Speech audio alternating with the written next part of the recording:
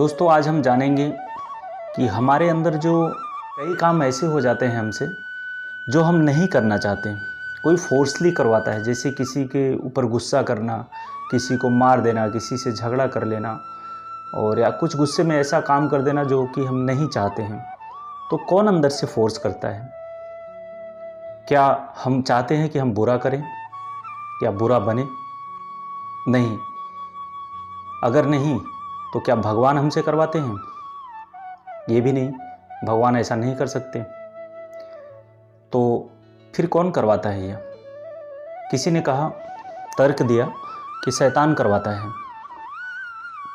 लेकिन दोस्तों क्या भगवान हमारे अंदर बैठे हैं, उनका अंश है, तो क्या शैतान इतना शक्तिशाली है कि हमसे गलत काम करवा सकता है?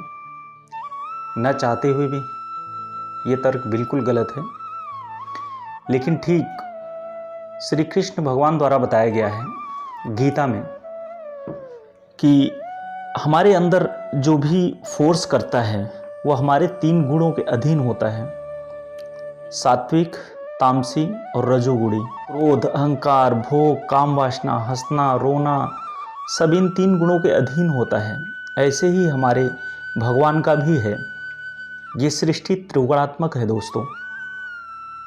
जैसे त्रिनेत्र, हमारे अंदर यहाँ पे एक चमक सी दिखाई देगी आपको। आंख बंद करके ध्यान करेंगे तो सत्व, रज और तम। ऐसे ही ब्रह्मा, विष्णु और महेश। ब्रह्मा जी सृजन करता है, विष्णु भगवान पालन करता है और संहार करता है हमारे शिव शंकर भोलेनाथ जी। इन त्रिगुणात्मक शक्तियों से ही सारी सृष्टि चल रही है और हमारे अंदर भी 3 शक्ति भगवान ने दी है जो सिर्फ मानव के अधीन होता है। यही प्रकृति की दी हुई शक्तियों से ही इनके अधीन, इनके अंदर रह करके इंसान काम करता है, चाहे हंसता हो, चाहे रोता हो, चाहे पैसे कमाता हो या किसी को दुख देता हो या किसी को सुख देता हो, कुछ भी करता हो, तो इन 3 गुणों के आधार पे ही आदमी काम करता है। हमारे अंदर जो शक्ति है दोस्तों, क्रोध यानी नेगेटिविटी, अहंकार जिसको बोलते हैं, विनाशकारी शक्ति, प्रेम ये निर्माण की शक्ति है हमारे अंदर, और विवेक जो कि प्रेम और क्रोध को बैलेंस करके रखता है, इसको बोलते हैं विवेक। ये 3 शक्तियां हमारे अंदर काम करती हैं दोस्तों। श्री कृष्ण भी कहते हैं कि मनुष्य इन तीनों गुणों के अधीन ही काम करता है और जो आदमी अपनी विवेक को छोड़ के सारी शक्ति क्रोध में लगा देता है वह अत्यंत ही विनाशकारी बन जाता है और नरक की तरफ अग्रसर हो जाता है। वह नहीं जाना चाहेगा तो भी जाएगा। जो आदमी अपनी सारी शक्ति प्रेम में लगा देगा वह स्वर्ग की तरफ जाएगा, चाहे वह चाहे और चाहे नहीं चाहे तो भी जाएगा वह। और जो विवेक यानी संसार के सारे सुख दुख के बीच एक बैलेंस हो जाएगा, यानी कि क्रोध का बैलेंस, प्रेम का बैलेंस, इन दोनों को 2 पहियों को बैलेंस करके और इसकी सवारी जो कर लेगा उसको बोलते हैं विवेकी, यानी वह मोक्ष की प्राप्ति करता है। 3 चीजों के लिए ही इंसान काम करता है, एक स्वर्ग, एक नरक और एक मोक्ष। प्रेम करेंगे तो स्वर्ग, प्रेम से अगर काम लेंगे, सारी शक्तियां प्रेम में लगाएंगे तो आपको स्वर्ग मिलेगा, यानी कि यहाँ भी अच्छे से जीवन व्यतीत करेंगे और जो आगे होना होता है, जन्म होता है कर्मों के आधार पे, तो वह भी अच्छा मिलेगा आपको। तो आप ठीक से समझ लीजिए। आखिरी में मैं समझाऊंगा। क्रोध में सारी शक्ति अपनी लगा देता है, उसको नरक भोगना पड़ता है, और जो इन दोनों को बैलेंस करके विवेक की शक्ति जागृत करके और संसार में विचरण करते रहता है, लेकिन मन में उसका आध्यात्म जागृत हो जाता है और वह दुनिया से परे हो जाता है। भीड़ में रहते हुए भी उसको एहसास नहीं होगा कि मैं भीड़ में हूँ। अपने कर्म को करता हुआ, क्योंकि कर्म तो करना ही पड़ता है। कर्मण्ये बाधिकारस्ते मां फलेषु कदाचन। कृष्ण जी ने भी कहा है कि कर्म आपको करना ही पड़ेगा, तो चाहे अच्छा हो या बुरा। अगर आप अच्छा नहीं करेंगे तो बुरा कर्म जरूर करेंगे, इसलिए कर्म करते रहना चाहिए। आप ही अपने सुख दुख के जन्मदाता हैं। अगर आप अपने अंदर क्रोध का बीज बोएंगे तो यह प्रकृति आपको तमस गुण की जो शक्ति है, जैसे आप अगर अपने अंदर क्रोध को पाल लिए कि यार किसी को मारना है, तो यह जितनी भी शक्तियां हैं तमोगुण की, तमोगुण का काम होता है विनाशकारी शक्ति है।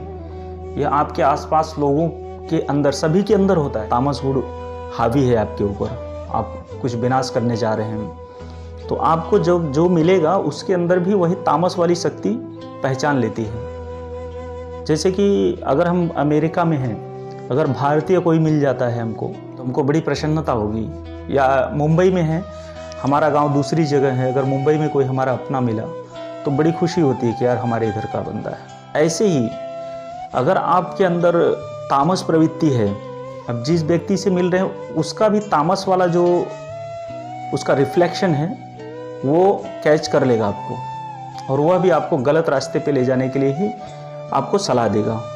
उसका भी अंदर का तामस गुण है, उसी के अधीन होकर वो सलाह आपको देगा, क्योंकि आपने अपने अंदर तामस गुण की यानी विनाशकारी शक्ति को जागृत कर लिया है। प्रेम की शक्ति जागृत करेंगे तो ये जितनी कायनात है, ये जितनी संसार में है, दुनिया में, सारे लोग आपको अगर देखेंगे तो उनका मन निर्मल हो जाएगा और वो आपसे प्रेम से ही बात करेंगे।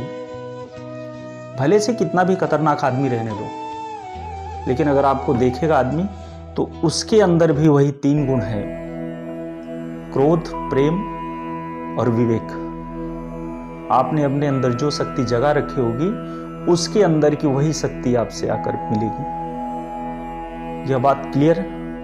अगर आप पूरी शक्ति एक तरफ लगा देंगे, जैसे क्रोध में लगा दिया तो विनाशकारी हो जाता है, फिर लड़ाई झगड़े दुनिया भर के तमाम गलत विचारों को जन्म देती है, गलत आदमियों से मिलाती है, और हमारे इर्द गिर्द झगड़े झंझट मुकदमेबाजी सब कुछ शुरू हो जाता है। किसी का बेईमानी, किसी का चोरी, कभी किसी का नुकसान किए। इस तरीके की तामस प्रवृत्ति अगर आपने अपने अंदर जागृत कर ली तो इस तरीके का भोगने को आपको मिलेगा। और अगर प्रेम की शक्ति अगर आपके अंदर जागृत है, यानी प्रधान है, मेन हो गया, शक्ति दोनों जरूरी है, क्रोध भी जरूरी है और प्रेम भी जरूरी है, लेकिन इन दोनों को बैलेंस करके चलना जो विवेक होता है वह काम करता है हमारे अंदर विवेक। आप ज़्यादातर प्रेम और विवेक के बारे में ही सोचें, निगेटिविटी पे ध्यान ना दें। जो हो रहा है आपको पता है कि इन 3 गुणों के अधीन ही होगा। आप जिस तरीके का मानसिकता ले करके, जिस तरीके का शक्ति अपने मन में जागृत करके एक दूसरे से मिलेंगे, सामने वाले की शक्ति वही शक्ति उसके पास भी है, वह भी उसी भाव से मिलेगा। से आपने देखा होगा कभी कभी अनुभव हो जाता है कि सामने वाला मेरे खिलाफ कोई साजिश रच रहा है, मेरे बारे में नुकसान सोचता है, मेरे बारे में अच्छा सोचता है। ये कैसे होता है? कोई जादुई ताकत नहीं है, ये प्रकृति के 3 गुणों के अधीन ही है। हम भी जानते हैं और सामने वाला भी जान जाएगा। अगर हम किसी के बारे में बुरा सोचेंगे, किसी के बारे में अच्छा चाहते हैं, किसी को प्रेम करते हैं, तो सामने वाला समझ जाता है, क्योंकि उसके अंदर भी वही 3 गुण काम कर रहे हैं, क्रोध, प्रेम, विवेक। ब्रह्मा, विष्णु, महेश, सात्विक, तामसी, रजोगुणी, सीधा सा हिसाब है। त्रिगुणात्मक यह सृष्टि है। किसी के बारे में बुरा ना सोचें। किसी ने कहा हुआ है कि दुनिया के ये जो मज़े हैं हरगिज़ ये कम ना होंगे, चर्चे यूं ही रहेंगे, अफसोस मगर हम ना होंगे। मोक्ष की प्राप्ति करना है तो विवेक को जागृत करना पड़ेगा दोस्तों। हर चीज़ की एक सीमा होती है। आप जानते होंगे, कभी दरिया घूमने गए होंगे, सीमा रेखा बांध के रखते हैं वो लोग। गंगा जी जाएंगे, वहाँ भी एक सीमा रेखा बांध के रखें, इससे आगे जाओगे तो बह जाओगे। इसी तरीके से जब हमारे अंदर कोई विचार गलत उत्पन्न हो, जैसे किसी से लड़ाई झगड़ा करना है, किसी को कुछ बोलना है, वो हमारे कंट्रोल में रहता है तब तक जब तक हम उसको शब्द बनाकर अपने मुंह से निकाल नहीं देते, तब तक वो हमारे सीमा के अंदर रहता है। सीमा के बाहर जाने के बाद नुकसान अपना ही होता है, क्योंकि जो हम बोलेंगे सामने वाले को अगर दुख देंगे तो वह भी हमको दुख देगा ही देगा। इसलिए किसी को परेशान में ये चीज़ रखें ना कि हमको किसी को परेशान करना है। आप सिर्फ अपने बारे में जान सकते हैं 3 गुणों से कि हमारे अंदर कौन सी गुण है। आपके अंदर निगेटिविटी वाली प्रवृत्ति रहेगी तो आप हमेशा चिंतित रहेंगे। आपको कहीं भी सुकून और शांति नहीं मिल पाएगा, भटकते रहेंगे इधर उधर, कुछ ना कुछ करने को आपका मन करेगा। अगर आप बोलो कि सुकून और शांति से बैठ लें तो नहीं बैठ सकते। तो इसीलिए दोस्तों, जो काम वासना होती है भौतिक जीवन में, आप अपनी काम वासना हो गया, लालच हो गया, विचारों का एक सीमा निर्धारित करें। लालच हो गया, ये भी ज्यादा नहीं करना चाहिए, ये भी सात्विक होने चाहिए, प्रेममय होना चाहिए। आध्यात्मिक लोगों के लिए तामसी, रजोगुणी और सात्विक गुण है। और हमारे जैसे भौतिक जीवन में, जिसको सिंपल भाषा में अगर डिवाइड किया जाए, छंद विच्छेद किया जाए, तो आ जाएगा क्रोध, प्रेम और विवेक। हर चीज का एक सीमा होता है। इच्छाओं की भी सीमा रखें। अपने जघन्य अपराध जो करने के लिए अपने मन में बीज बोता है, वो खुद बोता है। कोई भी मनुष्य हो, कोई गलत काम करने से पहले वो एक उपजाता है अंदर बीज, और बाद में उसको हवा दे दे के साल, 2 साल, 4 साल में उसको बड़ा कर लेता है। बाद में एक दिन ऐसा आता है, वो अपने किए पर पछताता है कि यार मैंने ये क्या कर दिया, और वह अपने बुरे कर्मों के जिम्मेदार खुद होते हैं। हर चीज की एक सीमा है। हर कामों की, हर गलत कामों का, काम वासना हो गई, लालच हो गया, किसी को दुख देने की बात हो गई, किसी को मारने की बात हो गई, या कुछ भी जो गलत कामों में आता है, इसका एक सीमा है। अगर सीमा के बाहर जाएगा तो पछताने की सिवा कुछ हाथ लगेगा नहीं। इसलिए आप भी अपने सीमा के अंदर रहते हुए हर काम करें। बस में होता है जब तक वो बात हमारे सीमा के अंदर रहे। सीमा से के बाहर गई तो फिर गलत ही होता है। धोबी था, वह कपड़े धोने के लिए नदी जाता था, उसके यहाँ से 1 किलोमीटर दूर था, 1.5 किलोमीटर।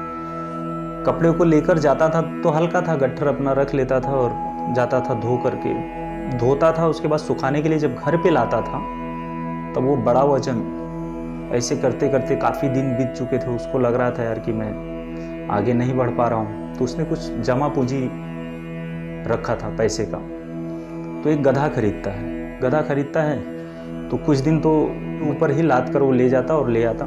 कुछ दिन तक ठीक ठाक चलता रहा। बाद में कुछ उसको लगा राशन पानी है उसका गधे का, उसको भारी पड़ने लगा यार बहुत खाता है, जो कमाई है इसमें घर भी चलाना पड़ता है, इसका राशन भी है और मुझे सुख भी चाहिए, इसका कुछ निराकरण निकालना चाहिए।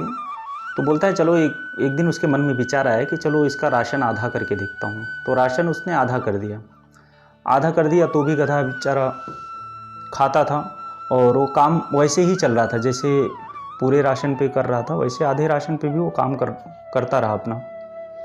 बाद में कुछ दिन और बीता तो इसके मन में और लालच आया कि यार ऐसा करते हैं कि आधा जो है और कर देते हैं, इससे भी आधा करते हैं, देखूं काम चलता है कि नहीं, अगर नहीं चलेगा तो इसको बढ़ा देंगे। तो आधा, उससे भी आधा किया तो भी काम चलता रहा। फिर मन में विचार आया कि और आधा करते हैं, और आधा कर दिया तो भी रोते धोते किसी तरीके से काम चलता रहा। और एक दिन मन में ख्याल आया कि ज़रूरत क्या है इसको राशन देने की, काम तो करेगा ही, और उसने बंद कर दिया उसका पूरी तरीके से राशन। लेकिन फिर बाद में वही हुआ दोस्तों जो नहीं होना चाहिए। हर चीज़ की एक सीमा है। सीमा के बाहर जाकर के काम ना करें। कोई भी काम हो, सीमा के बाहर ना जाएं। बहुत दूर तक जाना पड़ता है ये जानने के लिए कि हमारे नज़दीक कौन है दोस्तों। हमारे नज़दीक प्रेम, क्रोध और विवेक है। प्रेम जो है निर्माण की शक्ति है हमारे अंदर दोस्तों। क्रोध जो है विनाशकारी शक्ति है, बने हुए कामों को बिगाड़ देता है। और विवेक जो है इन दोनों को बैलेंस करने की शक्ति है और हमको वह चीज़ दिलाएगा विवेक, मोक्ष, यानी कि जो हम पाना चाहते हैं वह विवेक से ही पा सकते हैं अपने। इतना कुछ आपको गलत लगे इसमें